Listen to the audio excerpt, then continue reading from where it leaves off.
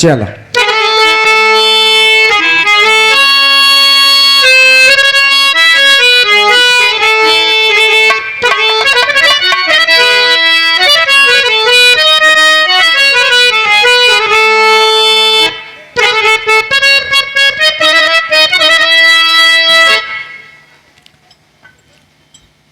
एक दंत करिवर बदन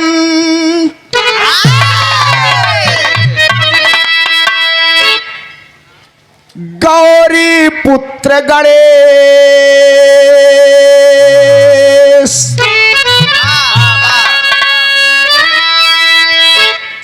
प्रथम नमन है आपको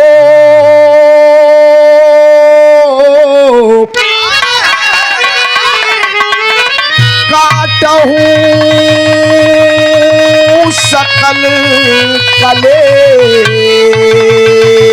कलेश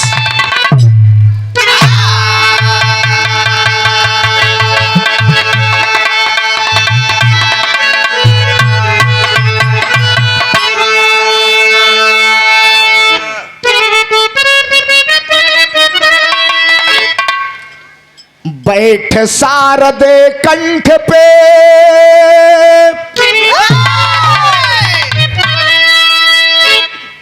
मां कर सेवक के काम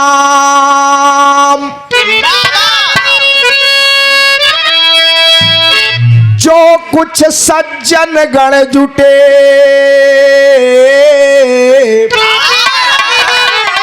सबसे मेरा प्रणाम।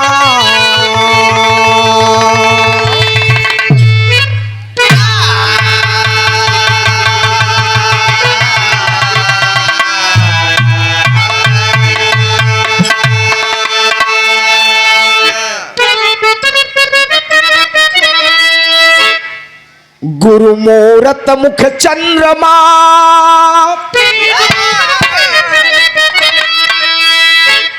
भाई सेवक नयन चकोर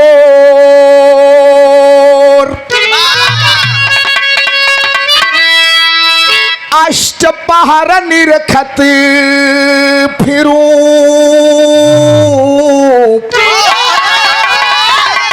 श्री गुरु चरणन की ओर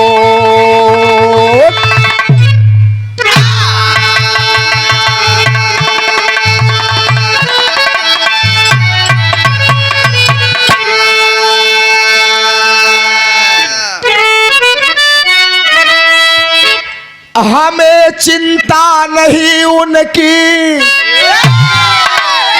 हमें चिंता नहीं उनकी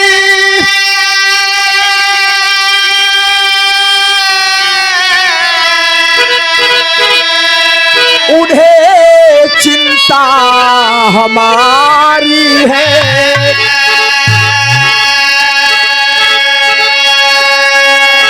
हमारी नाव के रक्षकी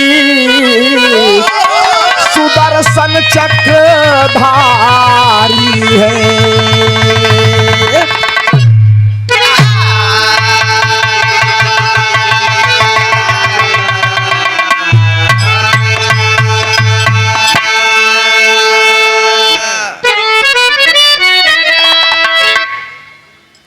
तू दुर्गा बन के अइलू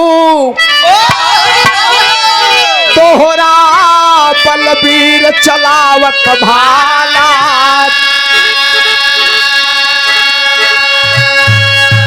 अरे माई सरस्वती तू बनलू तोहरी कृपा कविता बन जाला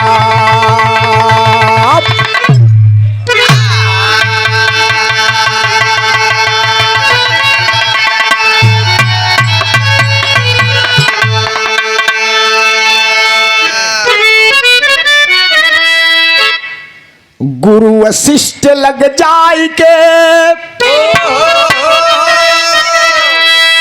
राम भय रघुनाथ अरे संदीपन लग जाय के कृष्ण भय यदुनाथी।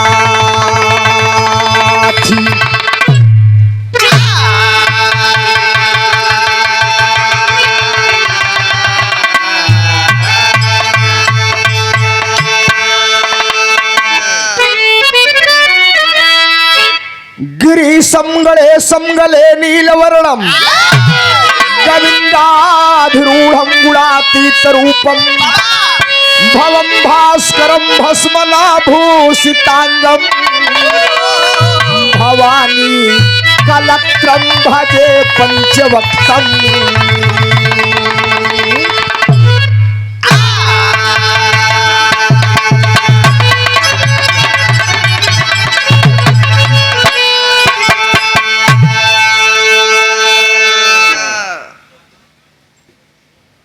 अच्छा बाबूजी, आज बड़ा ही ऐतिहासिक दिन, बड़ी ही ऐतिहासिक धरती सोगरा बीरबलपुर के ऐतिहासिक पावन सरजमी को प्रणाम करता हूं। आज 2 अक्टूबर का दिन है मट साहब, दशहरे का पवित्र पावन त्योहार भी है।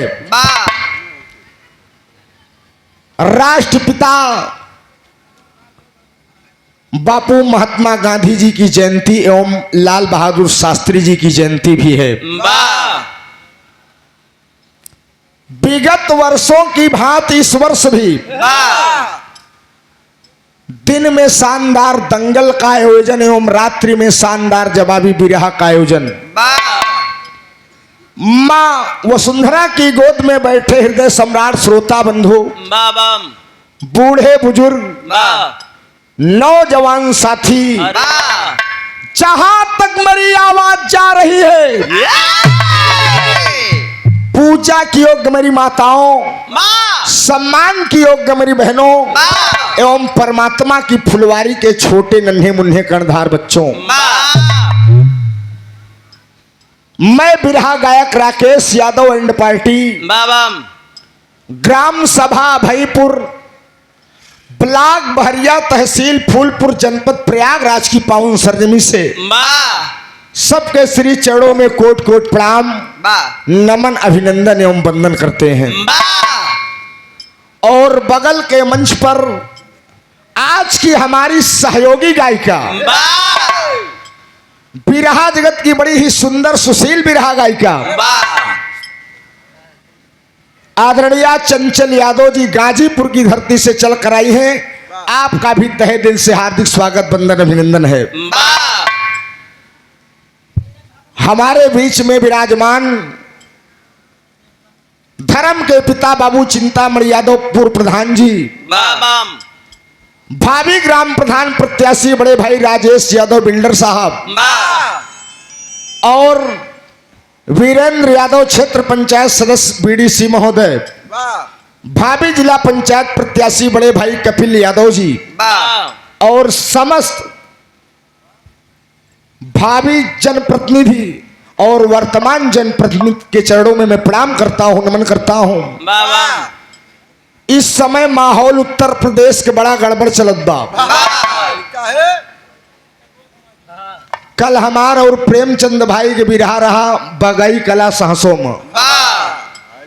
मेरे दोस्त, जहां 5000 भीड़ इकट्ठा होती थी वहां 500 लोगों का आना दूर पर हो गया था।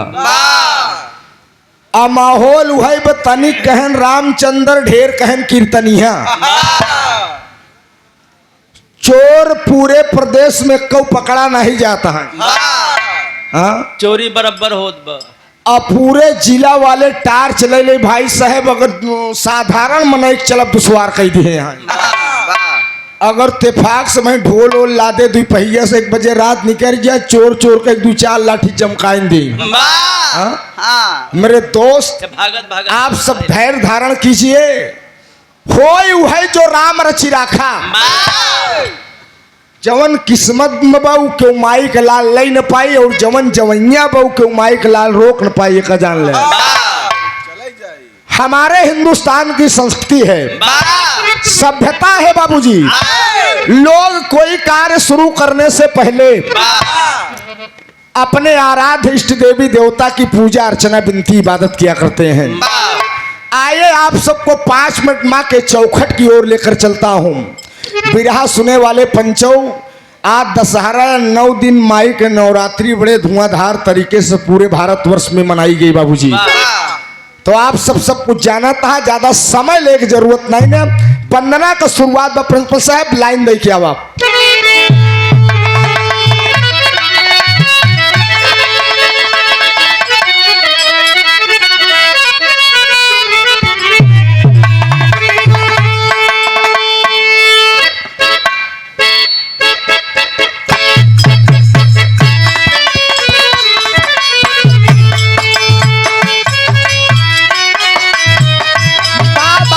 बहुत अच्छे।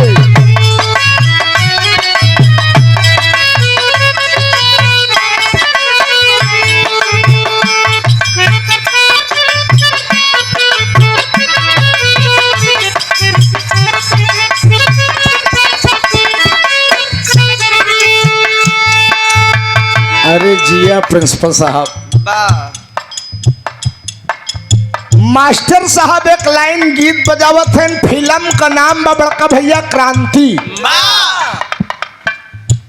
आज के फिल्म तो पूरी कहानी देख डूबे, हीरो हीरोइन के मतलब नहीं समझ पाओगे। खाली प्यार है। दादा हरे के जमाने का फिल्म है मेरे दोस्त।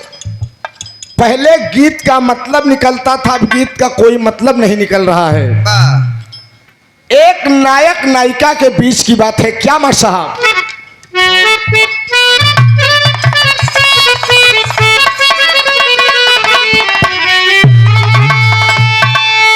जिंदगी की न टूटे लरी, जिंदगी की न टूटे लरी, प्यार कर ले, प्यार कर ले ए घड़ी दो घड़ी हो।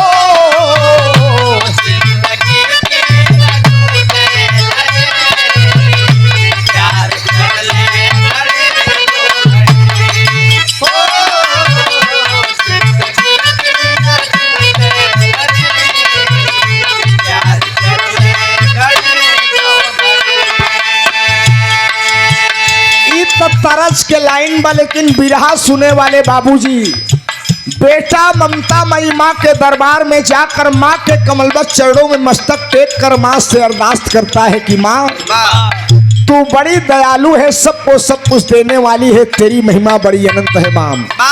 बेटा कहता कह माँ साहब,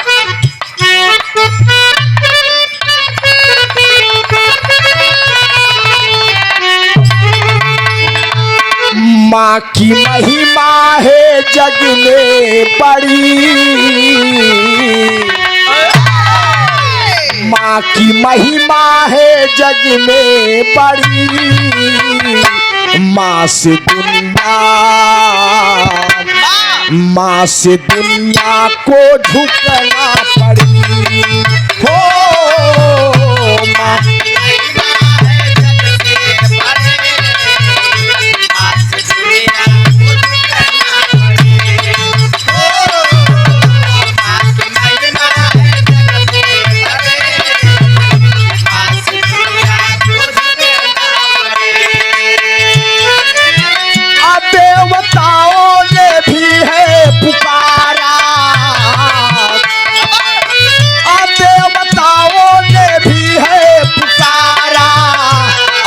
जब आपदा की घड़ी, माँ से दुनिया को झुकना पड़ी हो।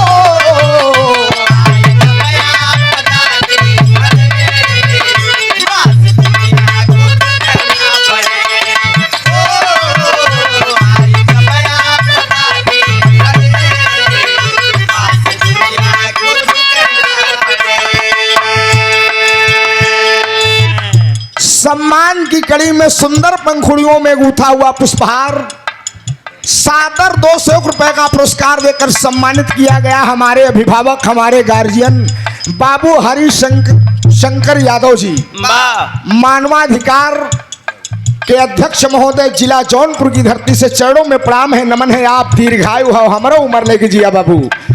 चरणों में प्रणाम है, एक स्वर में सब सकल पंच के पहले की प्रणाम बाप। पहले बंद में बेटा माँ से कहता है कि माँ वाह तेरी कृपा जिस पर हो गई उसका लोक ही नहीं परलोक भी संवर गया देवी। हम बच्चे की क्या विशारद है देवी, तेरे दरवाजे पर ब्रह्मा विष्णु शंकर जी जैसे देवता वेदों का उच्चारण किया करते हैं माँ। कहना है साहब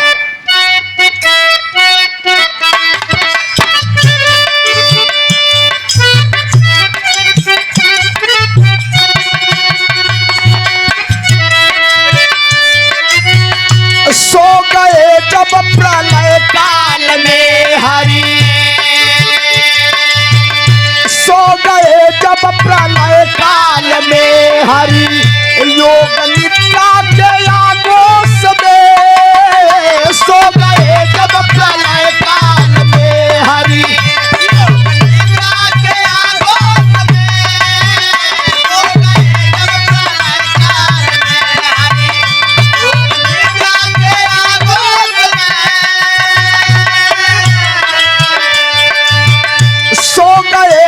प्रलय काल में हरि, सो गए जब प्रलय काल में हरि, योग निद्रा के आगोश में। सो गए जब प्रलय काल में हरि, योग निद्रा के आगोश में।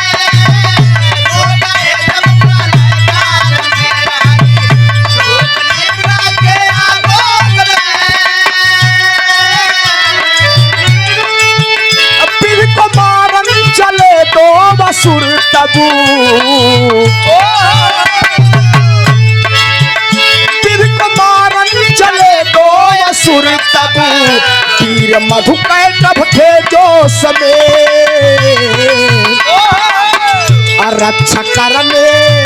रक्षा करने तो माहे खड़ी, मास दुनिया को झुकना पड़ी।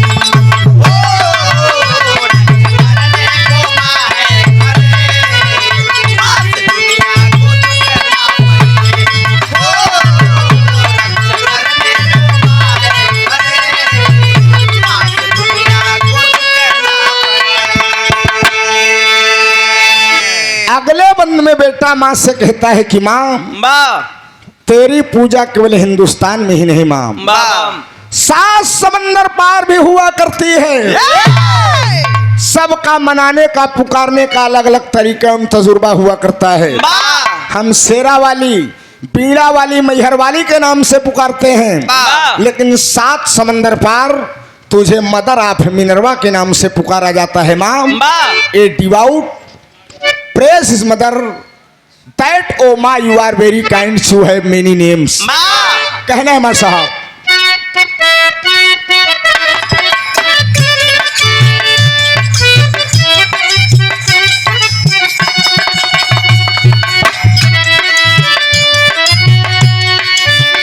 जब बजे माता बीड़ा तुम्हारी, जब बजे माता बीड़ा तुम्हारी, बहती संगीत की दिव्य धारा। जब बजे माता बीड़ा तुम्हारी, संगीत की दिव्य धारा। जब बजे माता बीड़ा तुम्हारी, संगीत की दिव्य धारा। माँ बेटे की नैया बड़ी मझधार में है देवी, तेरे चरण कमल का सहारा है माँ। जब बजे माता बीड़ा तुम्हारी, जब बजे माता बीड़ा तुम्हारी, बहती संगीत की दिव्य धारा। जब बजे माता बीड़ा तुम्हारी, बहती संगीत की दिव्य धारा। जब बजे माता बीड़ा तुम्हारी, बहती संगीत की दिव्य धारा।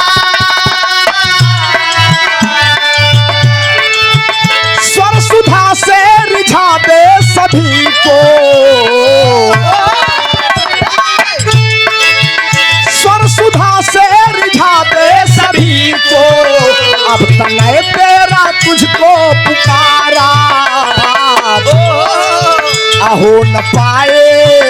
तो न पाए कभी गड़बड़ी, माँ से दुनिया को झुकना पड़ी।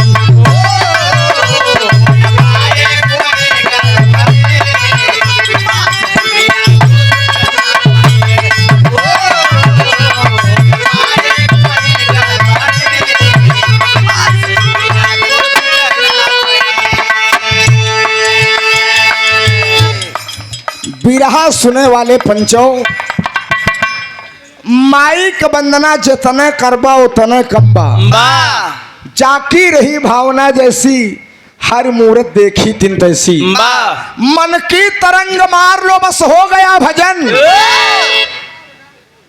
मन की तरंग मार लो बस हो गया भजन। आदत बुरी सुधार लो बस हो गया भजन। वाह आदत पंचों कलयुग अपने चरम पर बा, इंसान का सब चीज सुधर जाती है लेकिन आदत नहीं सुधर दी। वाह जवन जवन भक्त हैं भाई साहब, नहाए में 5 मिनट लगावत हैं, वाह चन्नन उन्नन लगावे में गोरे 40-45 मिनट लगाई देते हैं। वाह जवन जवन डमरू त्रिशूल छाप। जवन जवन डमरू त्रिशूल छापत हैं भाई साहब। वाह हमारे प्रयागराज में इतना बड़ा कुंभ लगा रहा, वाह तमाम बाबा आए रहे, वाह ITI बाबा आए रहे, वाह कांटा वाले बाबा आए रहे, वाह ईटा लटकाऊ बाबा आए रहे। ईंटा लटकाऊ बाबा आए रहे। वाह मेरे दोस्त, लेकिन मनई के भाग और मेहरारू के चरित्र कब बदल जाए प्रधान जी को बता ही नहीं सकत। वाह जान ले, हाँ। पूरा मेला एक माला बेचे वाली लड़की लूट के चली गई। वाह लड़की 5 रुपए का माला 5000 में उसने बेच दिया। वाह नीली आंख वाली लड़की जिसका नाम मोनालिसा बताया गया, अरे वाह धरती से लेकर फिल्म के पर्दे पर पहुंच गई बाबूजी। वाह। ये माँ की कृपा होती है। और ढेर जने हुई गुड़िया सरकावत बैठा रह गए, कुछ भभूति नहीं लगाई पाए। वाह अंतिम और आखिरी बंद में कहना है हमारे साहब क्या,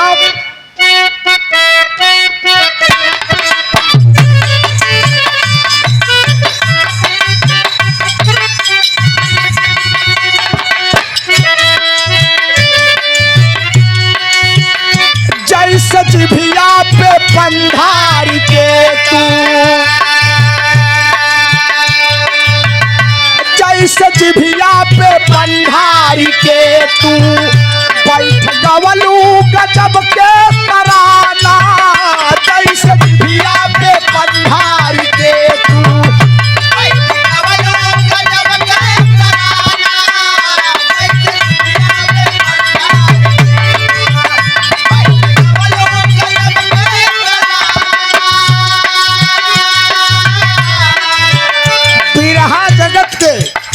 मास्टर साहब, बिरहा जगत के 2 वरदानी कलाकार दादा पंधारी और भुल्लुर दादा वाह मंच पर खड़े होकर जो बोल दिए, जो गा दिए, वही बिरहा हो गया मेरे दोस्त। वाह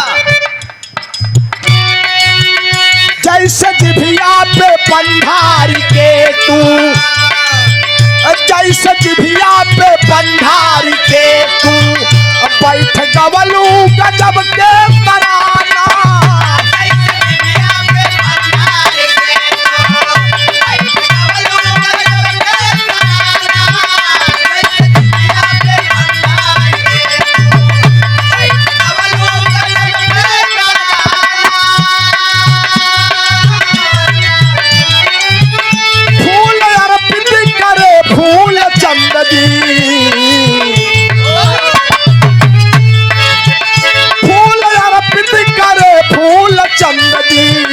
अपने राकेश को अब गवाना, काव्य की मान टूटे लरी। अरे काव्य की मान टूटे लरी,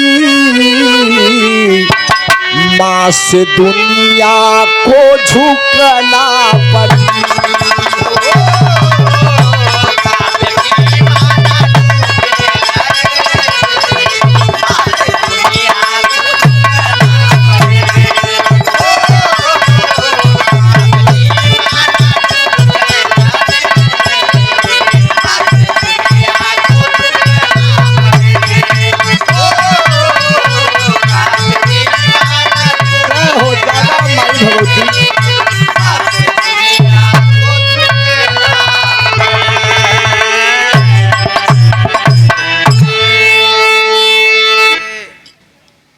माता रानी के वंदना संपन्न होगी मर साहब।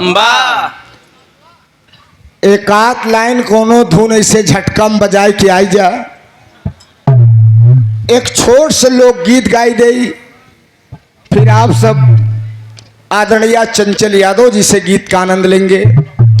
कमेटी के आदेश भी आए कि मेरे दोस्त सिस्टम छोटे से शुरू होए के चाहिए, तो आप लोग के आदेश के पालन कीजिए। हम कलाकार आप सबके चरण कमल की धूल हैं बाबूजी। कलाकार बेहतर नहीं होता, सुनने वाले बेहतर होते हैं। ये बतावत जा आप सब साउंड का बढ़िया बेस आप सब कान तक बढ़िया पहुंचत बा आवाज न के लिए ताली बजा देते हैं साउंड वाले भाई के नाम पर। अरे जिया शेर, कसम भगवान से ढेर ऑपरेटर मिल जाते अंगुरिया उतई अंगुरिया बस सबेर हो जाता, लेकिन वो सही ही नहीं हो पावत। लेकिन आप कसम से एकदम जान पैदा कर दे बजाए लमार साहब।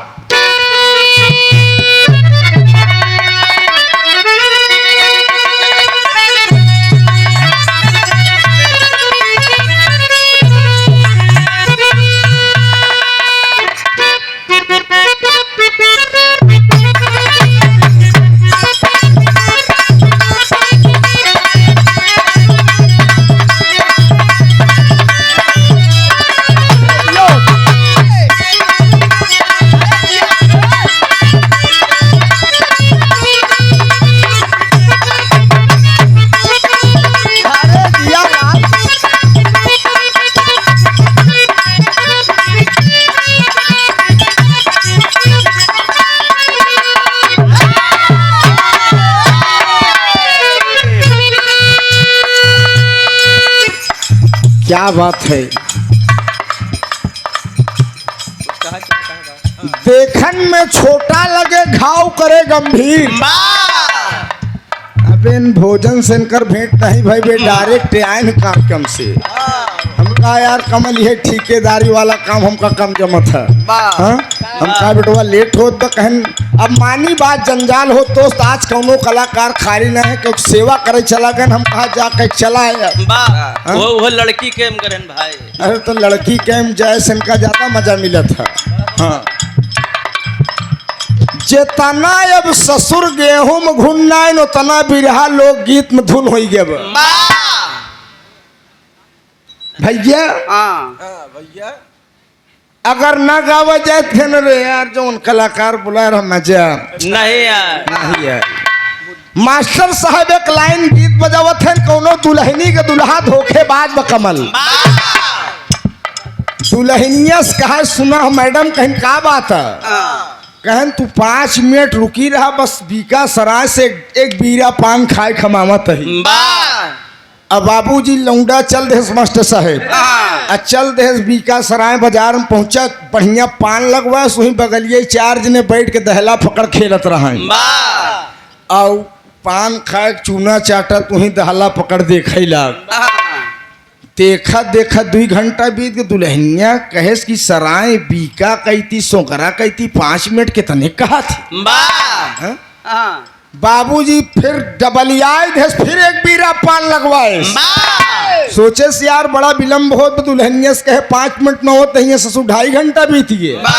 बाबू चूना चाटर पहुंचा दुआरे मारे पीछ दुआ लाल हुई। दुल्हनिया कहे कसो आ गया तोहरे हिया 5 मिनट कितने कहा थी। कहे पगली का बताऊं ही दहला पकड़ होत रहा देखे लागे एकर नशा बड़ी खराब होत है।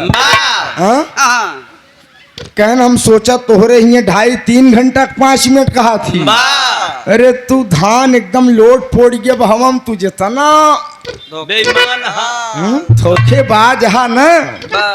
दुल्हनिया कहत बहु है कि दिया प्रिंसिपल साहब बजावत है का।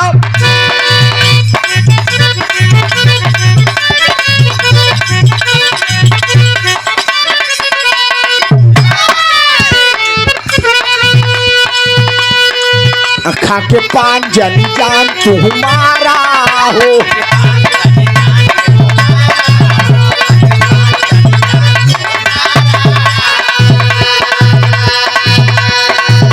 अभियो से अपन रहा न सुधारा हो।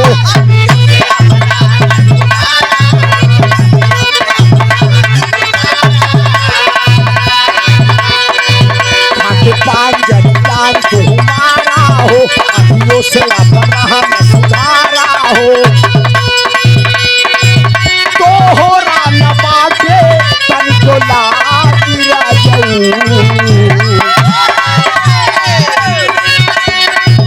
तोहरा न बाटे तनिको लाज राजऊ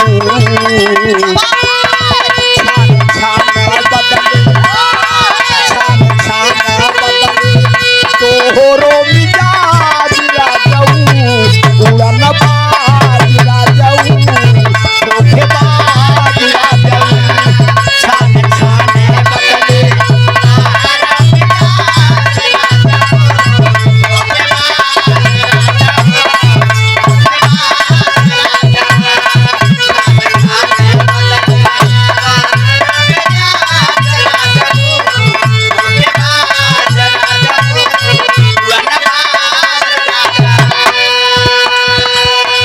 तोहरा आदत से तोहरा आदत से भाई बाबवाल राजऊ पगाबाज राजऊ धोखेबाज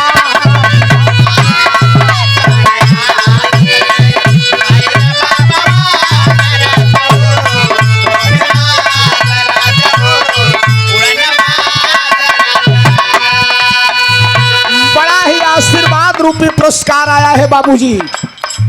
डॉक्टर फतेह बहादुर यादव सराय बीका भावी ग्राम प्रधान प्रत्याशी आपकी ओर से सादर 100 रुपया पुरस्कार चरणों में प्रणाम है। माई भगवती कृपा बनावे आप प्रधान हो जा। वही हम सोचे यार कि पैसवा तू लोग नहीं देता नाराज हो राजा काम हो जा। अब सकुचाता है यार। नहीं संकुचाई नहीं रोज रोज प्रोग्राम नहीं हो साल भर में एक दिन होता। और बड़का भैया संतोष यादव प्रधान जी मड़वा दोदक की धरती से सादर 100 रुपया प्रधान जी के श्री चरणों में कोट कोट प्रणाम है। एक स्वर में सब सकल पंच के पहलगी प्रणाम बा आशीर्वाद की आकांक्षा प्रतीक्षा है। पलमा हाय पलमा हाय पलमा कदर न जाने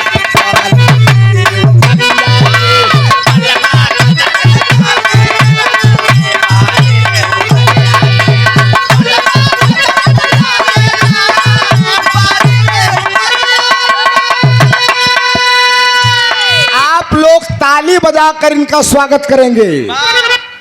बिरहा श्रोता सम्राट ताली बजाए का आप लोग स्वागत करें। बिरहा श्रोता सम्राट बड़े भाई दरोगा यादव जी गीतानगर प्रतापगढ़ की धरती से ये महीना में 30 दिन 31 दिन का महीना हो प्रधान जी 28-27 दिन बिरहा सुनत बनारस बिहार गोरखपुर देवरिया प्रतापगढ़ सुल्तानपुर ते इनका लोकल इनके जेबा वाला प्रोग्राम है।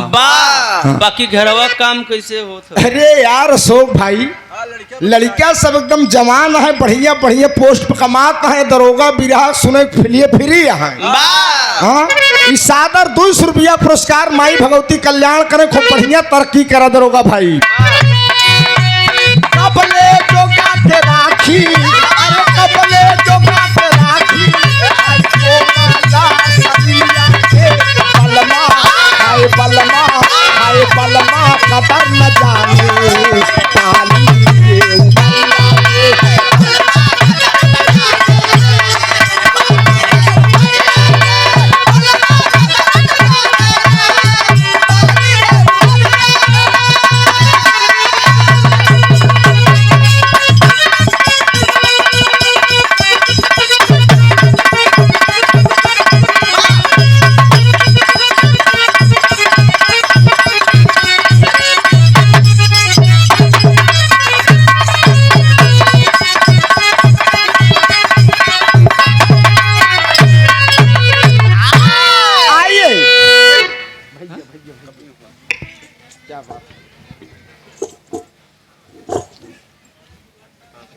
ताली बजाए के आप लोग स्वागत कर दे।